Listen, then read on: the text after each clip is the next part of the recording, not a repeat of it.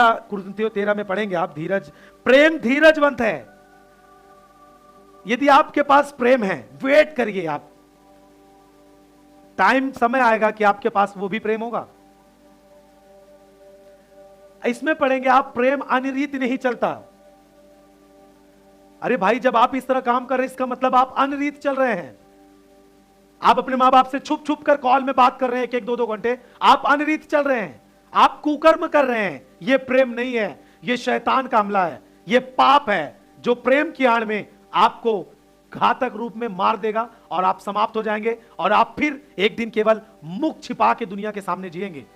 आत्महत्या और लज्जिता और जो बदनामी होती है वही आपके सामने होगी, और कुछ नहीं होगा आपके सामने।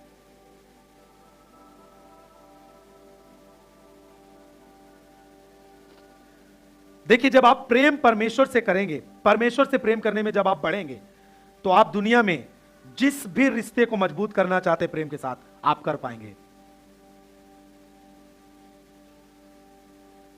जितने भी लोग हैं, आपके मां बाप के साथ आपका अच्छा रिश्ता नहीं है, परमेश्वर के साथ अच्छा रिश्ता बनाएं और परमेश्वर की बातों पर विश्वास करें, परमेश्वर के अनुसार काम करें।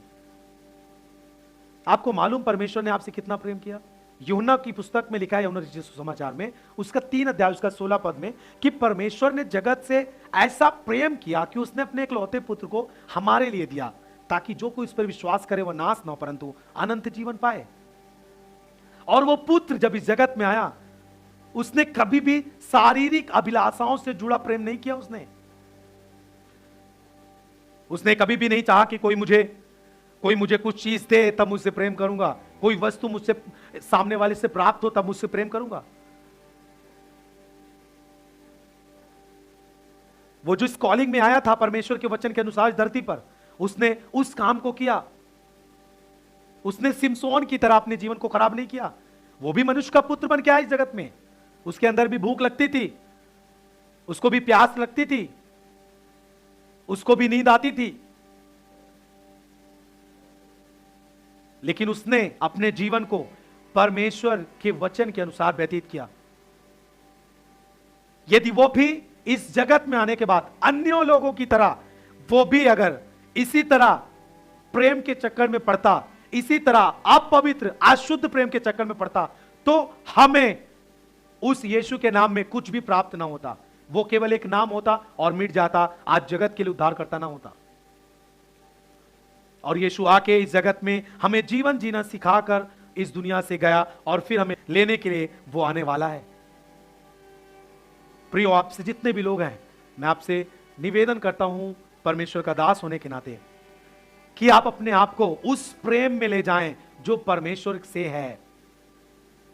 आपने जैसा पढ़ा शुरुआती में कि परमेश्वर प्रेम है, और परमेश्वर से प्रेम रखना, हम परमेश्वर से प्रेम को ग्रहण कर पाते हैं पवित्र आत्मा के द्वारा। दूर हो जाएं ऐसे प्रेम से जो अशुद्ध है, ऐसी बातों से जो अशुद्ध हैं, ऐसे रिश्तों से जो अशुद्ध हैं, ऐसी चीजों से जो अपवित्र हैं पूरी रीत से। वो आपकी कॉलिंग को खराब कर सकती है, आपकी पढ़ाई को नष्ट कर देगी। मैंने बहुत सारे लोगों को देखा है, पढ़ने में अच्छे थे परंतु उनके पास ऐसी शिक्षाएं आने लगी कि ये प्रेम है।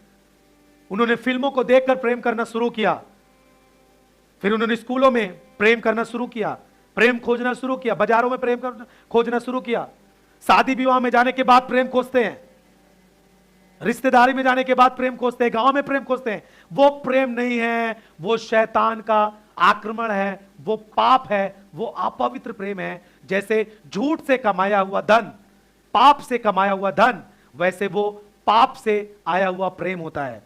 उसमें केवल शारीरिक अभिलाषाओं से वो भरा होता है।